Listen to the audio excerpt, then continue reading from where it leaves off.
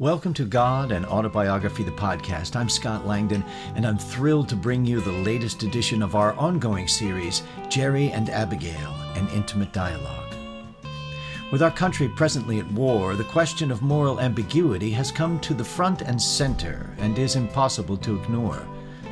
Moral ambiguity shows up in situations where what is considered a correct or right action isn't the best action, and the best action, if taken, often comes with a consequence of suffering. How can we navigate this? Can we learn to live without this conflict? Or is that very struggle part of the point of this life? Here's Jerry to get this conversation started. I hope you enjoy the episode. Oh, hi, sweetheart. Thank you for joining me for another intimate dialogue. And the last episode, I talked about, I think it's chapter 42 of the book that I was focusing on, of God and Autobiography of the book. I think I was focused on it because, well, the U.S. is at war, and we've assassinated one of the most evil people in the world, fanatical, murderous killer, Khomeini. But I was feeling the heaviness of that because life is so precious.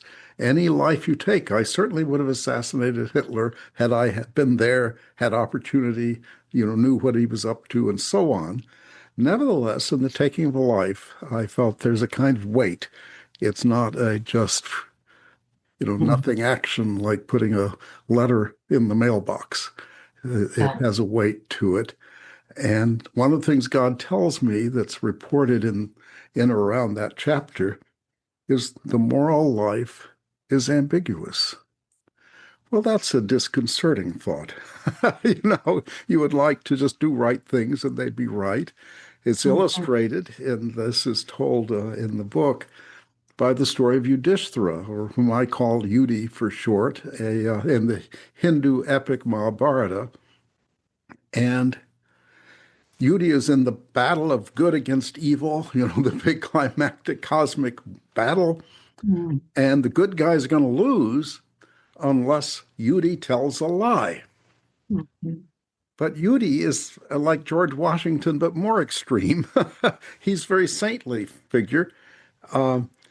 And they have to talk him, Krishna has to intervene to convince him, because he keeps saying, no, I can't lie, I can't lie, I can't lie. That's a wrong thing.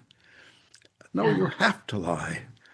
And as I pray about this, God tells me lying is the only way to prevent evil in this case. So what is morally imperfect, God tells me, what is morally imperfect is morally required. And in fact, so Yudi does it, saves the day, but Yudi had been so sublimely perfect that until this point in the epic, his wheels of his chariot never quite touched the ground. He would just sort of glide across the landscape. Now, having lied, they sink to the ground. And praying about that, God tells me, when you commit a moral imperfection, it is important that you know it. You are left somewhat compromised. And it is important to know that also. So there's something like a moral cost, even to doing the right thing often. Because of these ambiguities. Human beings find this very hard to bear. You kind of want to not be committing actions. You want your actions to stand any test, to not having done anything that someone can catch you out on, say, oh, look at what you did. You lied, you did this, you did that. And there are three ways I looked at in the last episode.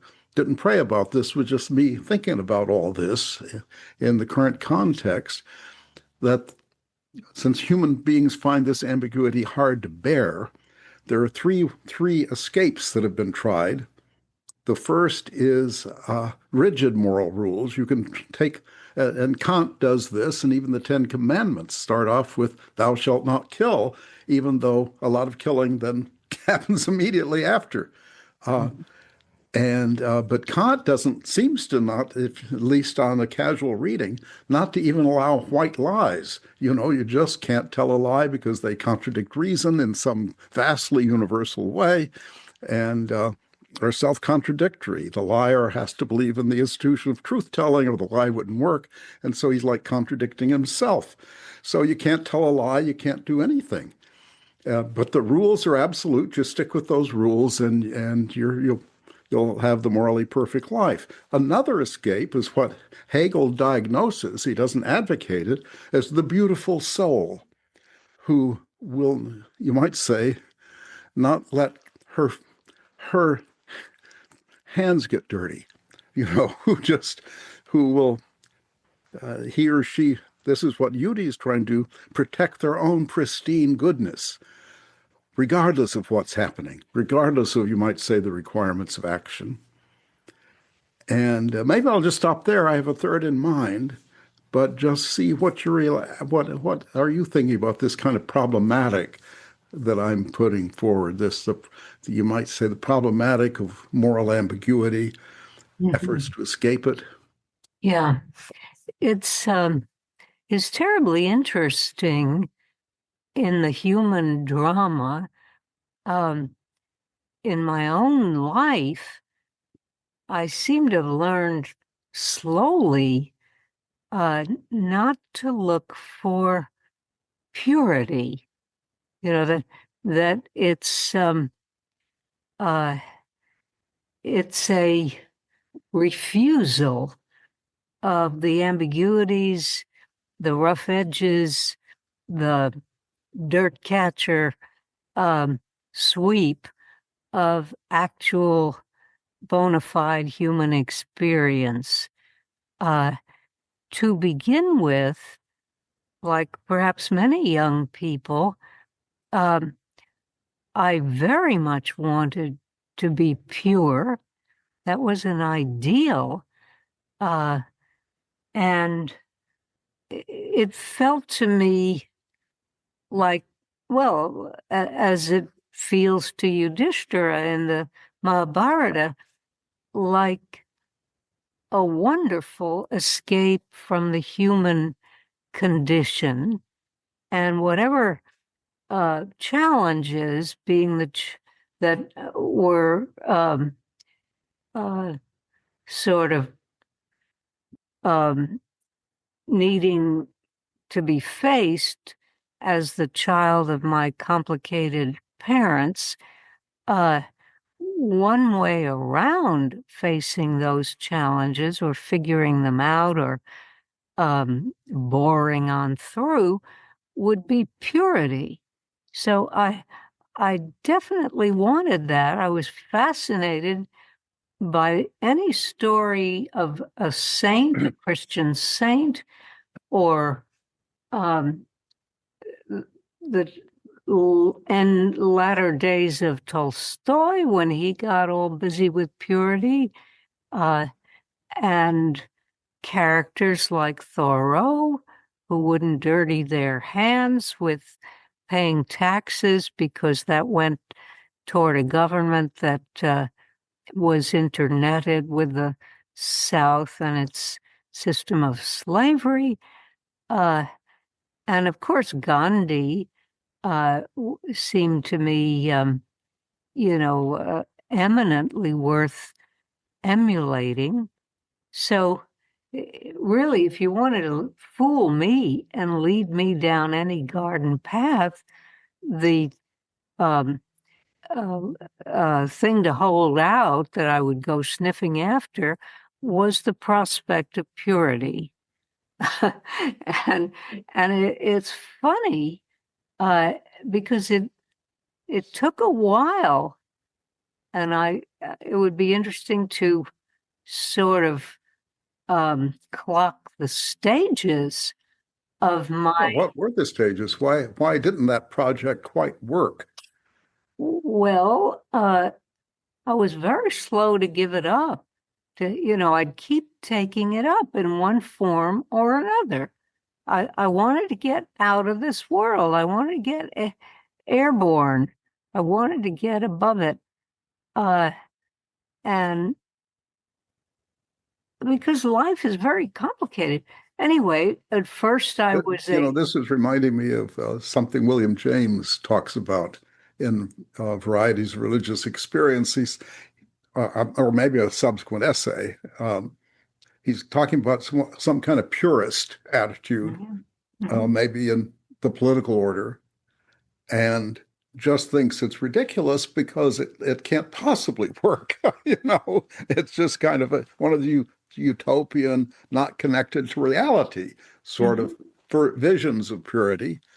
But then he comments, the world would be a worse place if there weren't some of these folks around. They sort of remind us of these standards of purity. You could make that case for Thoreau, for example, that, we don't want there not to have been a Thoreau. It's pointed out. Let me see. I don't want to get the purity quest mixed up with the Kantian quest, though they have something in common. Don't do anything that's just ad hoc, that's just for this situation and not for any other. Rather, make any action motivated by what you could universalize as a law for all mankind. And of course, Hegel, who's a shrewdy, notes that you could universalize murder, and that would be a consistent position to take, perhaps if you didn't exempt yourself. And then, some century and a half later, we see Adolf Eichmann, the architect of the Holocaust, the man who got the work done of killing 6 million Jews. And he denominates himself a Kantian. He won't do anything that can't be universalized. I'm not sure how he worked that out. And Hannah Arendt, who was a philosophic recorder of the Eichmann trial, argued that he had misunderstood Kant. Well, maybe yes, maybe no. Anybody can be misunderstood, but I think he understood Kant about as well as she understood Kant. I married. Husband number one was a Kantian. It's very hard to give these things up. And I was very attracted to his moral intransigence, and finally noticed that it was a good way to torment a person. Be a Kantian for them, but make exceptions for yourself. That seems to be the way it works out in practice. Eichmann, of course, didn't commit suicide. He was busy inflicting universal murder on one class of people, the Jews. So Kantians do seem to find a clause in their universalism that can exempt themselves when need be. Anyway, it's not a reliable formula for doing the right thing. And as for beautiful soul, say a little more about what that phenomenon is, what that life strategy of the beautiful soul is. You want purity. You so much want purity. Life is full of nasty things that stick to you. Maybe they're in your own mind. Maybe they're in the world around you. Maybe they're in the sort of context of ordinary cynicism that allows the wheels of life, the traffic of life to run. You want to get above it. You want to not be like those middle-aged grown-ups who look like the embodiment of disappointment with themselves. You want to live so that you won't be disappointed in yourself. And what better way to try to do this than to be as pure as the driven snow, to be not guilty. You name the guilt possibilities, you want to be able to check the box that says not guilty. If you want anything, I suppose any child who's been raised in a house where you hear moral terminology and you know that's a way of giving you very bad marks in life, and for some reason, since Adam and Eve, people are very easily nailed and reduced to quivering blobs of protoplasm if you can convince them that they're guilty. You don't need to tie them up. You don't need to shoot them. You can just condemn them morally, and you put them out of play. You've reduced the competition. And of course, for that reason, people distrust moral language because it can be used for the purpose of controlling and dominating people. And it's a very usable tool, especially if you've got in your sights some idealist, somebody who sincerely wants to be upright and true and moral and pure and exempt from condemnation. So the pure soul effort certainly leaves you exposed to feeling defeated and being easily accused of impurity by others who spot your defining weakness. So a way to avoid that, the beautiful soul strategy, is to not confront morally ambiguous situations, not confront evil situations, because you start confronting them, and like Yudi, pretty soon you're called upon to do something impure, or let the predator, let's call him, get away with it. And so, I keep thinking, why is it that you can't just be pure? You'd think that would be possible, wouldn't it? Because it seems all internal, but it's not all internal. We live in the world, and I often just use terrain as a metaphor. We live in a kind of rough world. We don't just glide along straight lines, and we don't do that with one another. We're not stick figures. You can't just make us all fit perfectly like figures that you might put into some ideal little jigsaw puzzle where we all just have our spot. No, we interact all the way in messy ways, in ways that are very rough, uneven, and pursuing different goals, having different needs, different interests, and yet you might say all can be reasonably moral and still have intense conflict. And so you got to, in part, you got to stand for yourself, but you also have to stand for other, institutions, your family, your community. An institution, you were defending Brooklyn College, the quality of the college. We want the institutions we live in to live up to their ideals. And so we may have to go push and pull and fight for that. And anytime you get in these messy situations, some of the things you're doing might be, oops, white lies at least, and maybe worse than that, pushing people, in whatever way, because if they're in the way of achieving some value that you feel called upon to stand up for, then, well, it's going to be a rough and tumble, like boys playing in the schoolyard, and maybe they're just playing. Pretty soon the shoving ends up in fisticuffs and so on. And a lot of social life is kind of like that.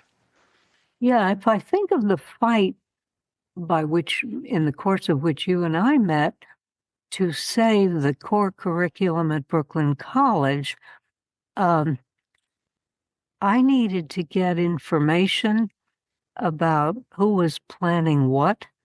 And I don't remember the particulars now. Maybe there's been a sort of moral anesthesia that's helped me not remember. But I do know that at some points along the pathway of that fight, I had to get information that I was not formally entitled to have. Okay, yes. And, I don't recall exactly. People had to tell me things off the record that they were not formally entitled to tell me, and so on. You can't just do everything that you would do in public if you're in a fight. Think of the whistleblower phenomenon. The whistleblowers are usually violating something. Yeah. They're finding there's some horrible stuff going on. They have access to, they have the documents, and so they put them out there. Back in, Yeah. what were they? Were called the Pentagon Papers back during the Vietnam years that you and I lived through. But there's always something like that where someone inside an institution, often government, but not necessarily, it can be a corporation or whatever, where something suspicious is going on, and a person feels, even though it's disloyal to their organization and may even violate, pledges and oaths and contracts, they release the information. They get it to the public because the public somehow needs to know. And that's one of those moral ambiguities, because they've done several wrong things in the course of doing something they felt was morally necessary. As I'm thinking about this, this is one reason Aristotle's ethics is more applicable to real life than Kant's. Kant has one metric by which every choice in life should be measured. For Aristotle, there are a whole medley of virtues, but you have to ask yourself, what's the real situation I'm confronting, and what's the virtue that's applicable to this situation? Is it courage? Is it tact? Is it piety? Is it self-respect? They're just a medley of virtues. He probably hasn't listed every single one. Truthfulness or subtlety, which is it that's wanted here? And that judgment of the fluidities of life, the changing, it's not kaleidoscopic, but it is changing, it is subtle, and it's seldom universalizable. It doesn't mean it's relativistic. It doesn't mean anybody's sense of right and wrong is as good as anybody else's. There really is a best course of action in a champ de bataille, in a field of action. There is a too much and too little and just right, the action that hits the target. But the action that action, target hitting, may violate some other set of requirements that would be perfectly adequate for some other situation. So there's a moral appropriateness that's almost akin to, well, it's not the same thing, but one can compare it to aesthetic appropriateness. Suppose you're doing a painting and there's a beautiful color on your palette, turquoise, let us say, but turquoise doesn't go in this landscape. Some other, maybe a muddy green goes to perfection in this landscape because it'll bring out the blue of the sky, or it'll do some work that a color beautiful in itself can't get done. So there's a fineness. It's not only that in some situations, for example, you're getting false papers for a refugee who can't allow it to be known that this family is Jewish. So you give them Catholic names and you hand out some crosses for them to wear. And that's a lie, but it's the right thing to do. So sometimes, depending on the situation, a lie is better than the truth. Yeah, the truth would be a little ridiculous in such a case. Hey, folks, arrest this guy, my brother, because he's Jewish, I'm Jewish, he's Jewish, and you don't let Jews in here or out of here, more likely. Truthfulness is simply morally wrong in that situation. And the Kantian rigidities are damaging, humanly damaging and obtuse. They simply can't be a good fit for the subtleties, the fluidities of the real situation. Mm-hmm. And the world itself seems kind of ambiguous, or at least the example that's coming to my mind that I don't know if anyone has an exact answer to, or how to go about answering it in an individual case. Your friend is cheating on his wife with so-and-so. Do you tell the wife? Do you tell, what do you do, if anything? Is it any of your business? But yikes, the wife is making plans to give the cheater her estate, or in some form or other, her trust fund. And, you're going to let her do that without knowing. On the other hand, and I've seen dramas where the person does tell the wife, your husband's cheating. She's known all along, and they just live with it. And she's accommodated. It keeps him happy that he's got a filly on the side. And why are you intervening, interfering? And now that you berate the guy and so on, now it's out in the open. We can't just let it slide by. And so you've created a big problem that we don't know how now to get past. So anyway, these things, I guess the world seems complex. It doesn't have straight lines, as I was saying before. And it's as though, you'd like the puzzle pieces to all fit neatly, but they don't. They're little organic puzzle pieces, for one thing. They're not cardboard cutouts. They're living organic things with their own intentions, purposes, feelings, etc., enmeshed in their own environments, family, etc., etc. And it's all very messy and hard to even discern all the elements of a given situation. What are all the factors that you should be taking into account in a case like the person is cheating on his wife? What are the relevant factors?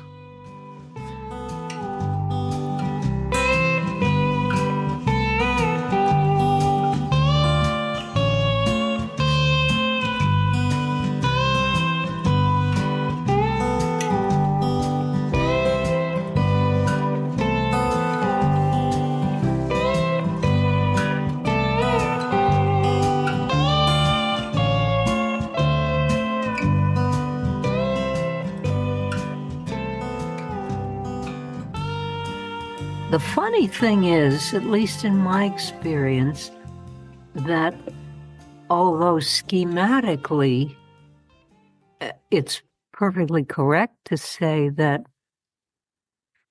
human action is wreathed in these ambiguities, it can happen that it's very clear. Yeah. There's only one right thing to do. First, an example that came up in class teaching existentialism. Of course, you can't help but teach Heidegger. And if you're teaching Heidegger, Mr. Authenticity, you can't help but mention that he joined the Nazi Party, became rector of his university, and since the Nazi policy was to exclude Jews as students and to disencumber, to put it ironically, the professoriate that included Jews from any honors, from any title to tenure, from any emeritus status. Heidegger had been brought in to that department by his teacher, Edmund Husserl, who doted on the young man and saw him as his philosophical successor. And once Heidegger had whatever the equivalent of tenure is, job security, and once Heidegger had joined the Nazi Party, he removed Husserl from his emeritus status, from his pension, stripped him of every honor to which he was entitled, and also, of course, expelled from his classroom any student who was Jewish. As I told this, which I think belongs to teaching Heidegger, it's a phenomenon, to my knowledge, unequaled in the history of philosophy. The chastening, exemplary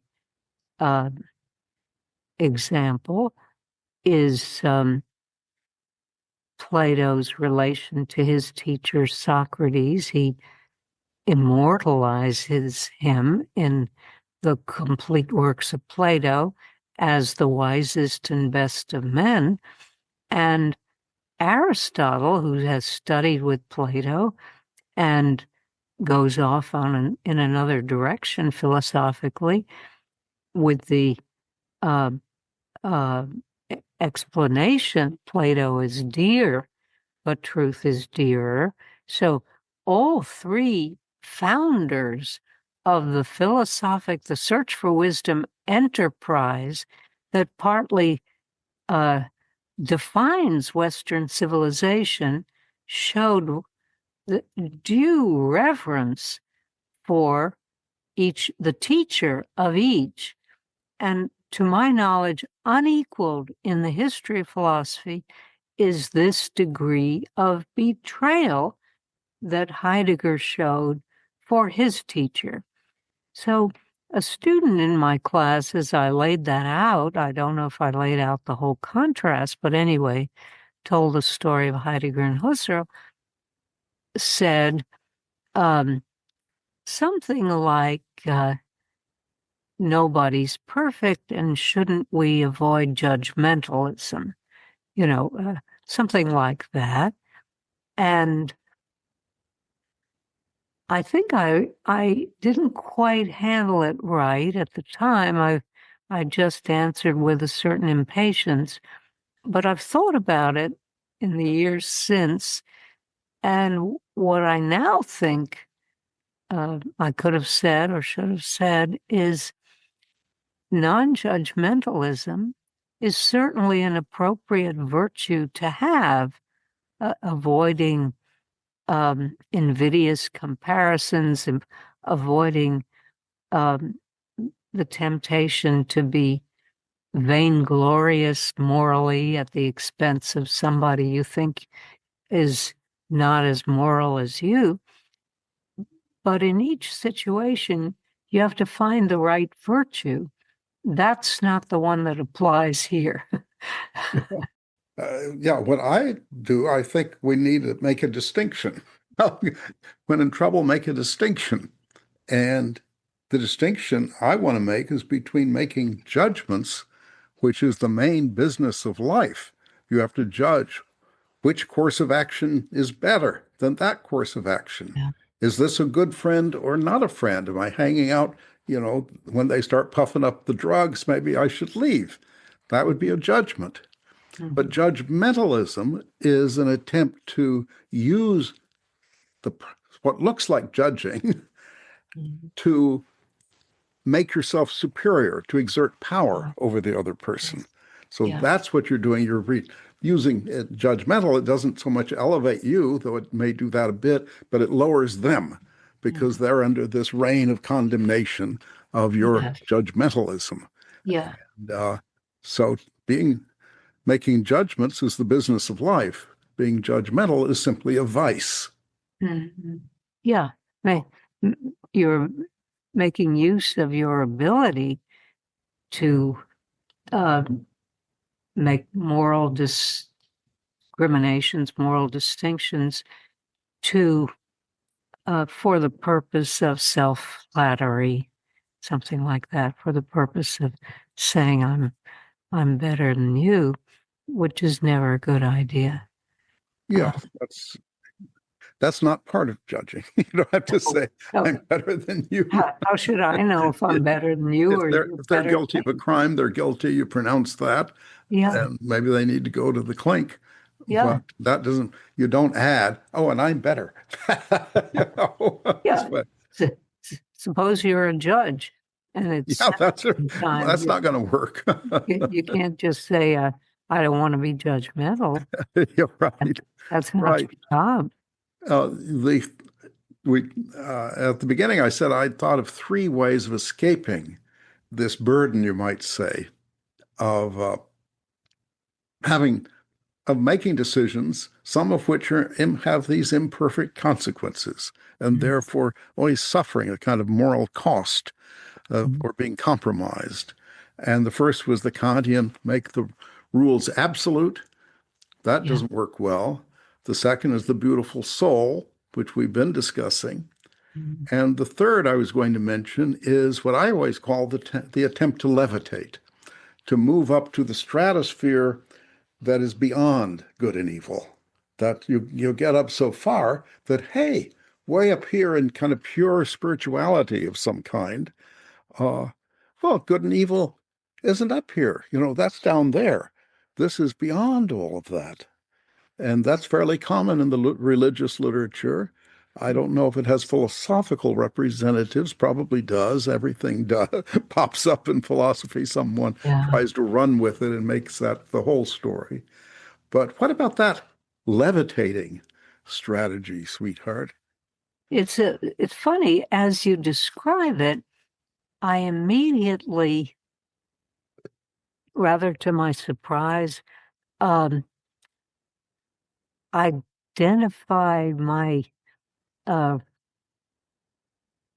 describe my sense of distance from that syndrome, that levitating syndrome, in terms of feminine interest. It's as if somebody you love, with whom you could form a couple, wants to be too good for that, wants to be better than the eros of real life. Explain that more. I'm not sure I'm quite recognizing the I'm not phenomenon. sure I know quite what I'm I remember in the hippie alluding. era, the Yeah, 60s, a very common attitude that certainly that often served men better than women was, oh, we're like ships passing at sea, and if in a moment we can move into each other's orbit, something beautiful will happen. But yeah, then we move on, no attachments, no yes, anchors dropped. yeah. We just And sail on to it, another beautiful rendezvous with another, you yeah, know. sort of Oh, don't tie me down. yeah. And the hippie syndrome, the sort of bohemian uh, superiority to bourgeois norms, was one variant on it. And Romanticism had that, Hmm. from its beginnings in the early 19th century, and perhaps from time to time one could find it in the cultural history of the West, people who got above the norms, and usually it's the girl who pays. Hmm. Lord Byron is busy being Byronic. Meantime, Miss whoever and Miss whoever and Miss whoever else is pregnant. Hmm. And even though girls now can manage not to get pregnant, at least that's the hope, um, the sense that uh, somebody's going to bear the weight of this um, self-important, transcendent personality uh, is something I'm registering as a woman who's being sort of cheated on in the form of something that calls itself higher things. Hmm. You know? And of course, not every boy wants a girl and not every girl needs a boy, but there's something about the superiority to I guess, the eros of human life in the um, middle passage of history where we are, with our bodies, with our connections to the mores of society, which we either conform to or resist, but in any case have to deal with. Um, it There's a kind of romantic pretentiousness that and I don't want to be unfair. Sometimes you have a quest, whether it's scientific or mystical or other or artistic, that only one can do. And it's perhaps a privilege of masculinity that it's often better equipped to be that sort of individual and pursue that kind of purpose. Um, so, uh, and not everybody has to be in a couple or, conform to the preferences of the woman he loves or even look for such a relationship. But I think of it because it has some scent of self-importance and asymmetry, and I I have a and I have for some reason, as you describe this option, I have an instinctive um, reaction in terms of abandonment, Yeah. the feminine abandonment, and I'm not responding very clearly. I'm really reporting Well, one the form reaction. this beyond good and evil stratosphere takes, or one implication it often draws, is that uh, just focus for the time on male-female relationships. And I'm talking as a man here. The man should not be possessive. Mm. But if you think of possessiveness, and then therefore let go. you know, but that's another way of saying, if you're are possessive, that's a kind of commitment, isn't it? You're going to stick with the woman you're regarding as a possession. And you can see all the horrible things that can happen from the attitude of, you know, the woman I love is actually the woman I possess, a kind of ownership model. But it is a kind of commitment. And if you say, oh, no, no, no, don't, you've got to keep a distance. So you may swoon for a moment, but you've got to then drop that attitude, drop that connection, and move back to the stratosphere and let her move to her own stratosphere, Which she's less likely to occupy comfortably. One doesn't want to make excessively general pronouncements here. Yeah. There are people, let's say Michelangelo is one, you don't want to say to Michelangelo, hey, get married. Right. For one thing, he preferred boys, from what I understand. And for another thing, he was busy being Michelangelo Yeah, yeah. until the last breath left his body. He said to his assistant, I am dying, whatever his name was, assistant, and my work is still unfinished. So somebody like that, Yes. stand back, you get out of his way. And there are people, and they tend to be male men, but not all are men, for whom a kind of solitary quest to achieve their calling is called for. And once again, in real life, these distinctions are subtle. You take a guy like Søren Kierkegaard, who decides to schematize the levels of human development. There's the seducer level, there's the householder level where you can get married and live reasonably comfortably, and then there's the transcendental suspension of the ethical, or whatever he calls it, which he describes as some kind of beyond the ethical spiritual level, higher.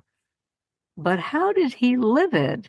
It's not, as I say, it's not for me to say he shouldn't have been Kierkegaard. He should have been a nice guy. Everybody's happy he was Kierkegaard, I guess. But he jilts the girl he's engaged to and then keeps her on a sort of spiritual string for the rest of his days, so that she marries, but she never gets rid of his clinging to her ankles, his domination of her emotional and passionate life. He's always, the big one that got away. And there are people like that, and their spirituality is a tease for women, and somehow you can't catch me, but you'd like to, and I'm a very good catch, it seems bound up with their attainments of some kind, and it's suspect. And these things are subtle, and perhaps the agent himself doesn't quite know. You're not always aware that you're in bad faith, but there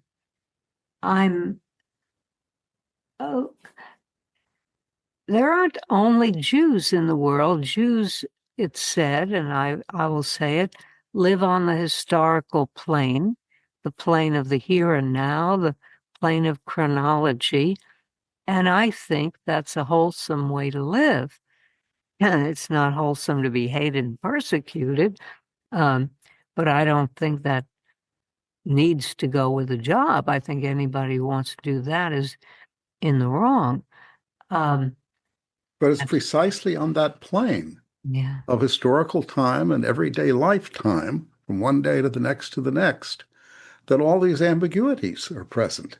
Yes. And I know by your conception, which you advocate, it's not just relevant to Jews, but you think, well, this is kind of true, Yeah. that we live in a temporal dimension from Yes. one moment to the next. But that is precisely where these ambiguities, Yes. almost daily, I suppose daily, if you paid it enough attention, you Yes. would be confronting these ambiguities. Even, Mhm. shall I donate I've got $10, shall I send it to this or to that? Oh my gosh, if I send it here, I've neglected that. These things, Yeah. you can't do every right thing, even if you're doing only right things. And so Yes. something is being neglected. Yes. And so that's daily life Yes. on the timeline, as you sometimes call it, Yes. just in ordinary chronological historical time. Mhm. And whoa, so how do you live with that? I guess is my sort of final question. How do you live with that degree of ambiguity of doing this good thing, thereby failing to do that good thing?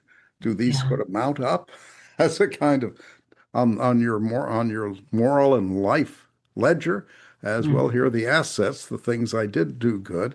Here are the debits, the things I failed to do that would have been good. That's got to be a very long list because you're failing to do more than you're doing. Mm. Um, I think uh we we can't be so unfair to ourselves. Hmm. We we have to be fair. We can't, you're not an octopus with 10 hands.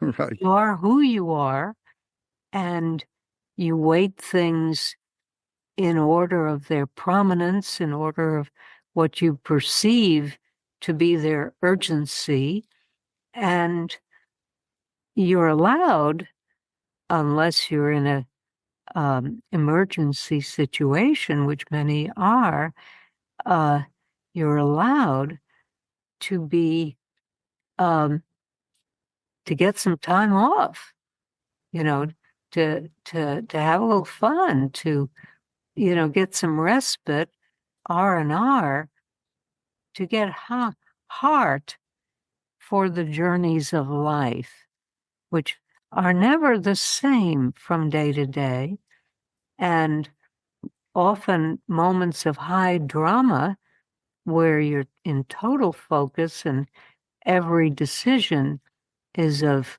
life consequence. Um, Not every day is like that. Sometimes the decisions appear trivial or routine, and we are impatient for larger challenges. Uh, you know, peacetime is rough when you've been in combat. There are people who can't stand it. Uh, so the sense of the rhythm of life and the tolerance for the um, for the limitations of one's reach at any given moment. Sometimes you're called to do the right thing and there seems to be a great cost. You wish there weren't. You wish you could both do the right thing and compensate yourself or others for the cost, but you can't do both. Uh, you have there's a limit imposed by the physical constraints, the time constraints, the cultural constraints, the biologic constraints, and some of the grace of life involves knowing that, that itself is a virtue. not making exorbitant demands where the situation doesn't call for that. Yeah. Well, I think that's a wonderful reminder, because we can get stuck in a kind of perfectionism, and that any time you aren't just perfect, do just the absolute most wonderful, sublime thing, then you're failing, and that my ledger idea was probably completely wrong. You can't think of, oh, here are the good things I'm doing, but there's a ledger over here with the things I'm failing to do, because we're limited beings after all. And as you say, one sometimes needs recreation. You just can't wear yourself thin, and it would be wrong life strategy to ignore that fact, to not allow yourself a moment's respite, to not just listen to some music idly and let your mind wander, fantasize or whatever, have ancient memories flood back. And it'd be wrong to ignore those needs. And so just living reasonably, this is good Aristotle, I think, just living reasonably is good enough. So good enough is good enough. You don't have to be perfect. Yeah, you don't have to be on a taut string all the time. Yeah, on the high wire. Yeah, exactly. And we're here to make sense of the human condition, not to abolish it. Yes. Well, that's a good thought to end on, sweetheart. We're good. We're two embodiments right here of the human condition. Yeah, for better or worse. For better or worse. What we signed up for. But we'll accept that. Yeah, I think we can. Yes, I think it's feasible. Okay. Thank you for another intimate dialogue. Thank you, sweetheart.